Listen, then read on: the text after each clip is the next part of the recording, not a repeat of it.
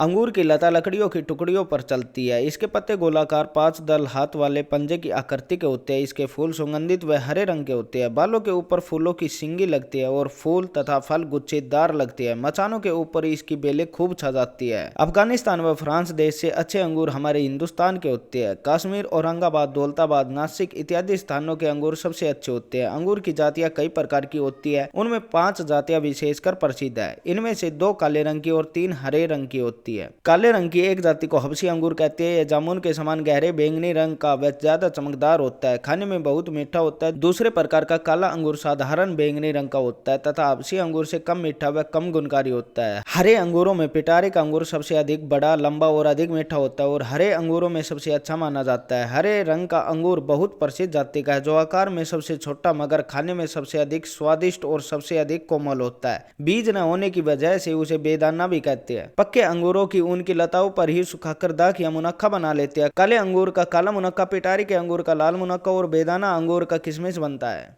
अंजनी का वृक्ष जिसे अंजन, करपा, कासा, अल्ली और आयरन वुड ट्री के नाम से भी जाना जाता है। इसके पत्ते गोलाकार होते हैं। इसके आगे कुछ नोक निकली हुई होती है। इसके पत्तों का रंग ऊपर से गहरा हरा और नीचे से फीका होता है। इसके फूल छतरी की तरह होते हैं।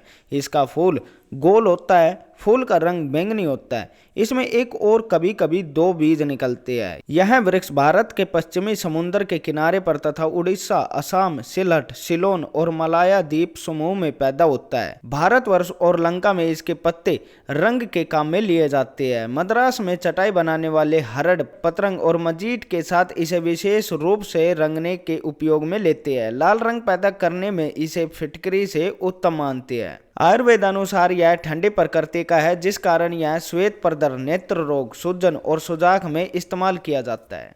दोस्तों, अंगन जिसे लैटिन में फ्रेक्सिमस फ्लोरिबुंडा के नाम से जाना जाता है।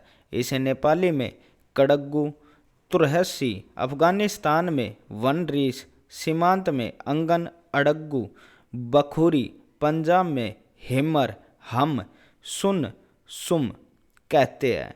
यह एक बड़ा वृक्ष होता है। इसके पत्ते कंगूरेदार और तीखे रहते हैं। इसके फूल सफ़ेद होते हैं। इसके फल में एक बीज रहता है और उसके आसपास गिरी रहती है। यह हिमाचल में कश्मीर से भूटान तक और खासिया पहाड़ियों पर होता है। इसके वृक्ष के तने में से एक प्रकार का मधुर और ठोस रस निकाला जाता है।